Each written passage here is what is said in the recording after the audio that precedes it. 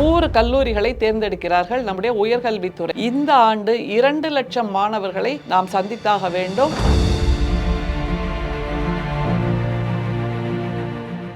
தமிழ் பெருமிதம் அப்படின்னு ஒரு சிறிய கையடக்க புத்தகத்தை நம்முடைய மாணவர்களுக்கு கொடுக்கிறோம். நம்முடைய தொழில்நுட்ப முன்னேற்றம், இதனுடைய பொதுமை தன்மை, இதனுடைய சமத்துவம், சமதர்மம், நம்முடைய பெண் உரிமை குரல்,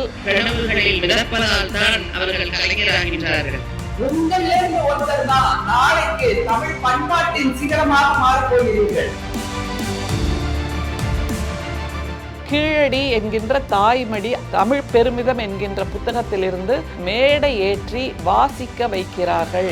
அதனால பேச்சாளர்களும் பொறுப்புணர்ச்சியோடு பேச வேண்டும். தமிழர் கனவுன்னு சொல்லல, தமிழ் நிலத்தின் தமிழ்நாட்டின் கனவுன்னு சொல்லல, தமிழ் கனவு.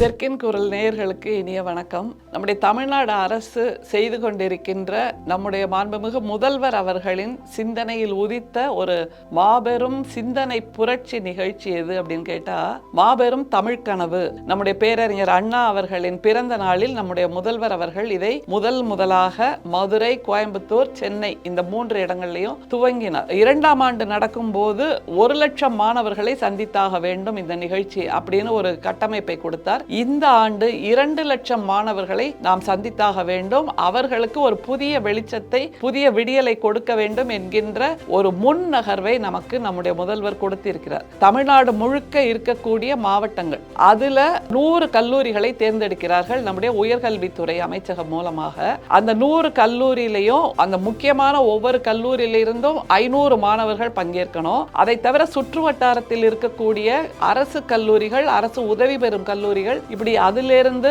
ஒவ்வொரு கல்லூரியிலிருந்தும் 50 மாணவர்கள் 10 கல்லூரியிலிருந்து வராங்கன்னா ஒரு நிகழ்ச்சியில் சுலபமாக 1000 மாணவர்கள் வந்து விடுகிறார்கள். 200 நிகழ்வுகள் அப்படிங்கும் போது 2 லட்சம் மாணவர்கள் அப்படிங்கிற அந்த கணக்கு புரியுது. சரி, இதெல்லாம் யாரு நிறைவேற்றுகிறார் இந்த திட்டத்தை அப்படின்னு கேட்டீங்கன்னா, ஒவ்வொரு மாவட்டத்திலும் அந்த மாவட்ட ஆட்சியாளர் அவருடைய மேற்பார்வையில், அவருடைய வழிகாட்டுதலில் இது நடக்குது. சரி, இதுல வேற என்ன நடக்குது அப்படின்னா, தமிழ் பெருமிதம் அப்படின்னு ஒரு சிறிய கையடக்க புத்தகத்தை நம்முடைய மாணவர்களுக்கு கொடுக்கிறோம். 48 பக்கம் புத்தகம் தான், ஆனா அதுல 35 கட்டுரைகள் இருக்கு. அந்த 35 கட்டுரைகளை எதை பத்தி அப்படின்னா, தமிழ்நாடு என்கின்ற இந்த நிலம் தோன்றிய நாளிலிருந்து இதனுடைய சிந்தனை, இதனுடைய படைப்பாளர்கள், இதனுடைய பொதுமை தன்மை, இதனுடைய சமத்துவம், சமதர்மம், நம்முடைய பெண் உரிமை குரல், நம்முடைய சிந்தனையாளர்களின் குரல், இனிமேல் நம்முடைய தமிழ்நாட்டை வடிவமைக்க வேண்டிய பொருளாதார திசை, நம்முடைய தொழில்நுட்ப முன்னேற்றம், கீழடி என்கின்ற தாய்மடி அது எப்படி நம்முடைய தமிழ்நாட்டின் அடையாளமாக இருக்கிறது,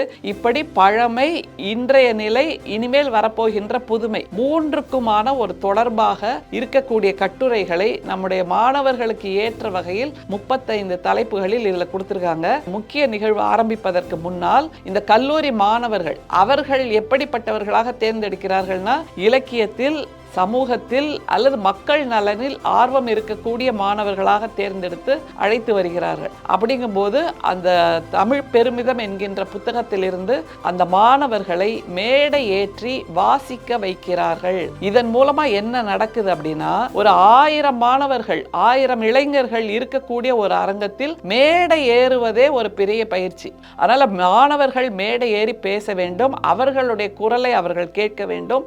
அதற்கு வருகின்ற கைதட்டலை பார்க்கும்போது, ஆஹா, இவ்வளவு சிறப்பான ஒரு மேடை எனக்கு கிடைத்திருக்கிறது, அப்படி என்றால் இந்த மேடை பேச்சை நான் என்னுடைய பயணமாக வைத்துக் கொள்வேன், சிந்தனையை என்னுடைய வாழ்க்கையாக வைத்துக் கொள்வேன் என்கின்ற முதல் மனமாற்றத்தை, விதையை அந்த மேடை நம்முடைய இளைஞர்களுக்கு கொடுக்கிறது. சரி, அதுக்கு முடிச்சு கீழே வந்து உட்கார்ந்துடுறாங்க. அப்புறம் பேச்சாளர்கள் பேச துவங்குகிறார்கள். அதுலேயும் ஒரு ட்விஸ்ட் இருக்கு. என்னன்னா, இந்த பேச்சாளர்களின் பேச்சை கவனிக்க வேண்டும், அதிலிருந்து கேள்விகளை கேட்க வேண்டும். அதனால பேச்சாளர்களும் பொறுப்புணர்ச்சியோடு பேச வேண்டும். அந்த மாணவர்கள் கேட்கின்ற கேள்விக்கு பேச்சாளர்களும் பதிலை கொடுக்க வேண்டும். அதற்கு அப்புறம் மிகச்சிறந்த கேள்வியை எந்த மாணவன் கேட்கிறானோ, எந்த மாணவி கேட்கிறாளோ, அவர்களுக்கு கேள்வியின் நாயகன் என்ற நற்சான்றிதழ், கேள்வியின் நாயகி என்ற நற்சான்றிதழ் கிடைக்கிறது. கடந்த ஆண்டு 100 நிகழ்வுகள் முடிந்த பின்பு நம்முடைய முதல்வர் அவர்கள் இந்த பேச்சாளர்களில் சிறந்த கேள்வி கேட்ட கேள்வியின் நாயகன், கேள்வியின் நாயகி அத்தனை பேரையும் சென்னைக்கு வரவழைத்து அவர்கள் அவர்களை எல்லாம் சந்தித்து ஒரு நிகழ்வை நடத்தினார். இந்த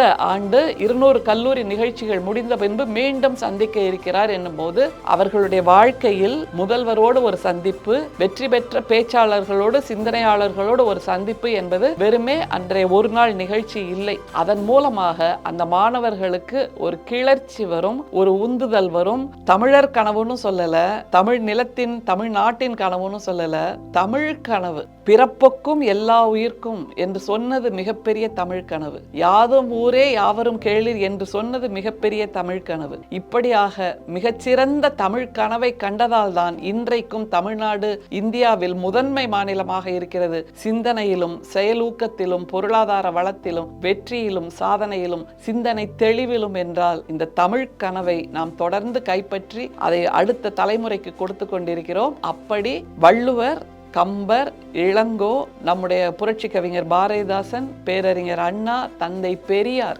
முத்தமிழறிஞர் கலைஞர், இப்போது நம்முடைய தலைவர் முதல்வர் அவர்கள் எல்லோரும் காண்கின்ற அந்த கனவை அடுத்த தலைமுறையின் கையில் பொக்கிஷமாக நாம் கொடுக்கிறோம். அதை அப்படியே அவர்கள் காப்பாற்றி இன்னும் வருகின்ற தமிழ் தலைமுறைகளுக்கு கொடுக்கின்ற ஒரு நிகழ்ச்சி தான் இந்த மாபெரும் தமிழ் கனவு.